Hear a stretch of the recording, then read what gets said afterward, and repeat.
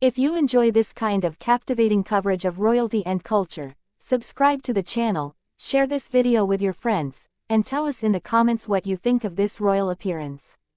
Do you think this gesture is purely symbolic, or does it conceal a broader strategy? Speak up. That evening, Madrid shone with a particular brilliance. The Teatro Real, the beating heart of Spanish cultural life, opened its doors to a new season under the gilt and spotlights. But more than the opera, the stage, or the spotlights, it was the familiar silhouette of a royal couple that captured everyone's attention. King Felipe VI and Queen Letizia of Spain, dressed in elegance and gravity, crossed the theater's forecourt with a solemnity that was immediately evident. This wasn't just a social outing. It was a statement, a silent but powerful message to the nation, to the culture, and perhaps, to themselves. For several years, the Spanish monarchy has been under constant pressure. Between the ghosts of the past, the scandals surrounding former King Juan Carlos, criticism of the monarchy's relevance in a modern democracy, and a deeply divided Spanish society, each public appearance of the sovereigns takes on a particular significance. This opening of the cultural season was no exception. It was, in many ways, as much a political scene as an artistic event. And Felipe and Letizia knew this perfectly well. Letizia Ortiz, a former journalist and woman of conviction, perfectly aware of media codes and the impact of images, displayed a controlled, almost sculpted posture. Her dress, always carefully chosen, evoked modernity while respecting tradition. Nothing was left to chance. Not even the glance exchanged with Felipe, complicit but distant, like a silent language addressed to those who know how to read between the lines.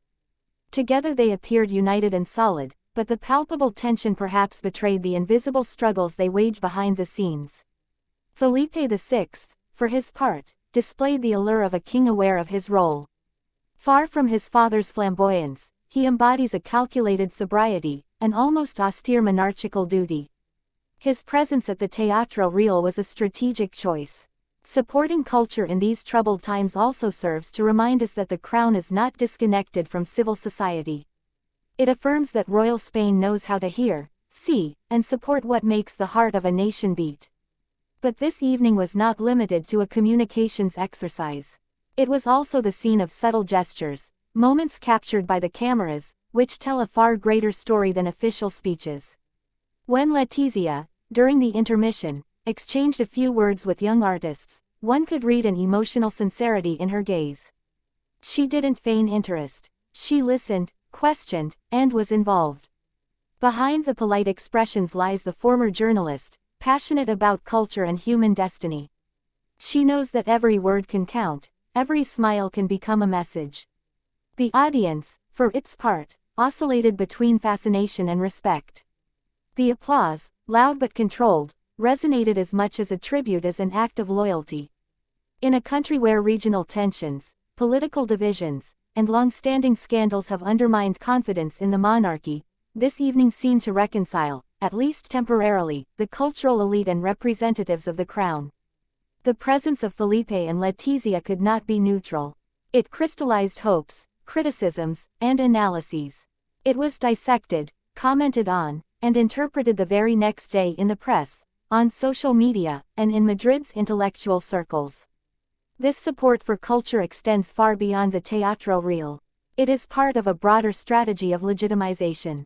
For in these turbulent times, when the very future of the monarchy is sometimes called into question, Felipe and Letizia are increasing their gestures of community, visible commitments, and targeted appearances.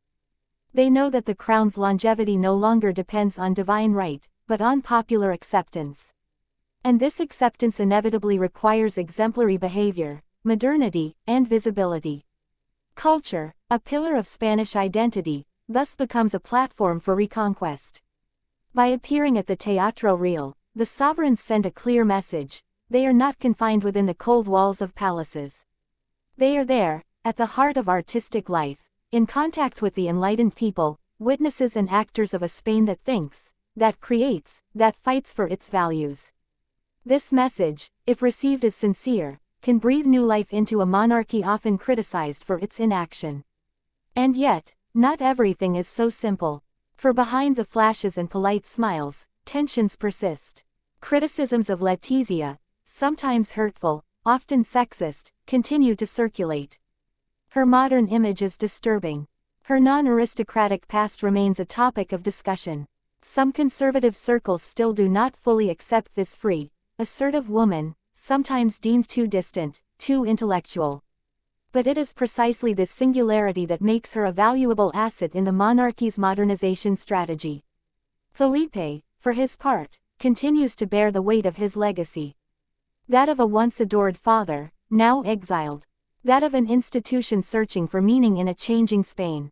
His apparent calm, his rigor, his discretion have become his weapons. He doesn't seek the spectacular. He advances methodically, weaving the image of a king in service, more than a king of prestige. His presence at the Teatro Real, alongside Letizia, thus takes on a political dimension, that of a grounded, accessible, human, yet lucid king. That evening at the Teatro Real, the opera performed on stage sometimes seemed to echo the royal score being played out in the audience. The passions, the dramas, the masks, and the truths. It was all there, and the royal stage, too, offered a spectacle of rare intensity. A story without words, but full of meaning. But will this carefully orchestrated staging be enough to heal the divisions and rekindle the flame of popular attachment to the monarchy? Or is it just a last-ditch attempt to save a constantly changing institution?